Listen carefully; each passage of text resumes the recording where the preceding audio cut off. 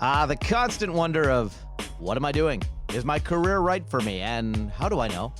Are you asking others to be your fortune teller? Well, we are here, the Career Pair. That's Ryan Brown and me, Steve Weingarden. And this is where we share a closer look at career measures and help you think about how to reflect on your own career. What do you want to do when you grow up? We want you to think bigger.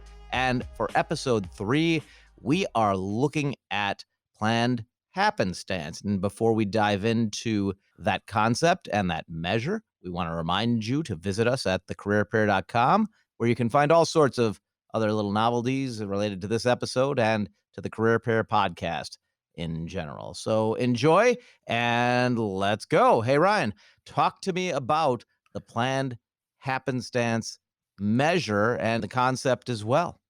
Yeah, thanks, Steve. Excited for this episode. I think a lot of people hear the word happenstance and they probably just think luck. Do people have more luck than I do? And I'm excited to bust that myth today because this is more about what you do with those opportunities than it is of luck itself. We're looking at the planned happenstance career inventory, PHCI. We will put the reference to the authors and the tool itself on our website, so please feel free to check it out.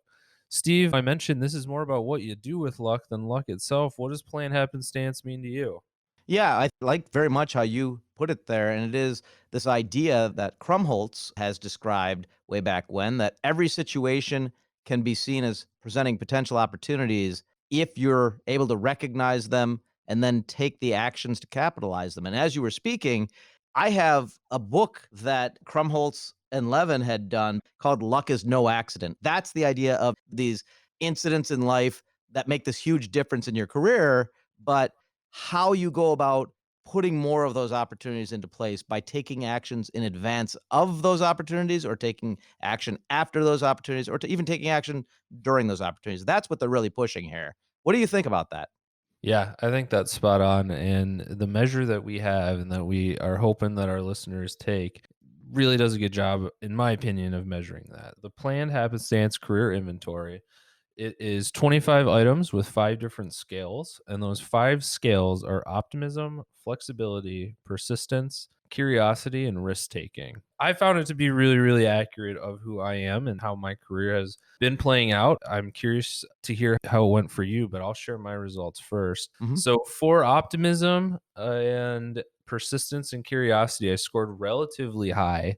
My low items were flexibility and risk taking. And I found that to be pretty interesting. Mm. Risk taking, I get. I'm very risk adverse, I guess you could call it. There was no pushback for me on that one. The flexibility and persistence I found pretty interesting because I think they kind of played into one another a little bit more than what I was expecting. I was low on flexibility, but high in persistence. But I think because I was high in persistence and I was trying to march towards a goal, that's ultimately what led me to being a little bit lower in flexibility. So I found a little bit of an interrelated type of thing going on with that one. But how did it go for you? Yeah, I hadn't taken it until you had mentioned to me that you were taking it. And so I went back and you had created a 1 to 5 scale because it wasn't necessarily there. And so I did the same thing. I took this and a few things came to mind, but I'll tell you in general, I was high on the scales. I was pretty much high across the board. There were a few items, and it's a 25 item measure. There were a few items that I was lower on, but I would say about 20, 22 of them were fives. Risk taking and curiosity were all fives. Then there were a few that were lower. I didn't have any ones. I think I had 1, 2. Most of these were on the top end of the scale for me with these particular questions. But I think it's important here to keep in mind what this inventory actually is and understanding that the items that you'll get variation per individual as you would with any scale, and that the items relate to careers. So some of the things you were talking about, it doesn't necessarily mean, so the risk taking, it sounds like we'll see for you that it's low, whether it's this inventory or other inventories. But with other pieces, we may see that in different circumstances, not related to careers, that you score a little bit differently. I think that's important to keep in mind here. One of the questions I have is, do you think this is affected at all by where you are at in your career? And what I mean by that is some of these questions are about your future career. And would you answer that differently when you are earlier in your career and maybe you're struggling a little bit versus when you're in the prime of your career and opportunities may be more abundant versus when you're at the end of your career and you've decided this is the last piece. Yeah, I think you bring up a really good call out, Steve, that the career life cycle is certainly going to come into effect when you're answering these questions. So I see some survey items on there that were about thinking into the future. And for me, that's another 25 or 30 years of working in industry or consulting. And so that definitely impacts how I look at some of this. It would be interesting to see results from different subsects. So maybe there's like an executive group, or maybe there's like a intern group, right? And this is probably touching on too much and even starting a whole new study for these authors. It would be very interesting to see how the different stages of the life cycle play out. Agreed. Yeah. And then pushing back on that, even though we were just talking about it, I think we have to be really conscious of the fact that when this theory, this idea of planned happenstance or just happenstance learning theory, when that came about, one of the implications there is your career is not about a single career decision. It's about the lifetime of pieces. And so I don't know that that fully counters this difference of where you are in the life cycle. I don't think it does, but I do think it's important to get at that point that this is really about learning. This is about exploring. This is about not thinking like, oh, this is my one single career decision and then getting stuck there, which I think a lot of people may face that. It's about remaining alert to opportunities. I think those are really some of the key things. I like it. Yeah, I like it too. I think there's a lot of practical uses with this tool. And that's really what we're trying to get at, right? Is how do you use this to help develop your career, or it provides more self-awareness to how you're in some of these situations, in my opinion. Mhm. So if you're one of those people that's like, "Oh, I'm never the lucky person. I never end up in these situations." You might be. You're just not recognizing it. Maybe you're low on that optimism and you're not looking for those types of situations.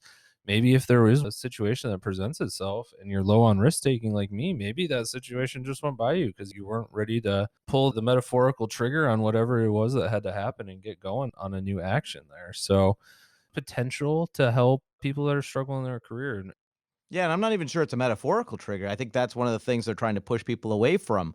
There's 3 steps to an unplanned event. There's before the unplanned event, you take actions that position you to experience it. During the event, you remain alert and sensitive to recognize potential opportunities.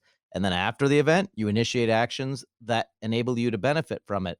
You made a really good point, though, because one of the things I got sort of thoughtful on and didn't necessarily have an answer on is what would you do after you take the inventory?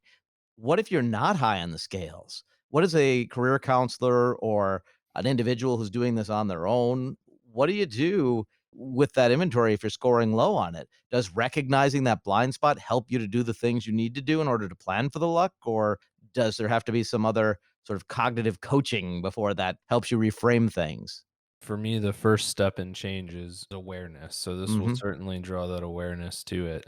Now you can't take this inventory and automatically become more flexible, right? Like you're not Right. just gonna flip a switch once you see some measures and be able to be a totally different individual. But you can sit down, you can think through some situations that maybe you were in and how they impacted you a little bit later down the road, and look for how you could do things a little bit differently moving forward. It's more about incremental small steps moving in the right direction than a flip the switch huge change. And I think that this tool and plan happenstance as a theory can really help an individual's career in that style. We're focused on very much the positive here, right?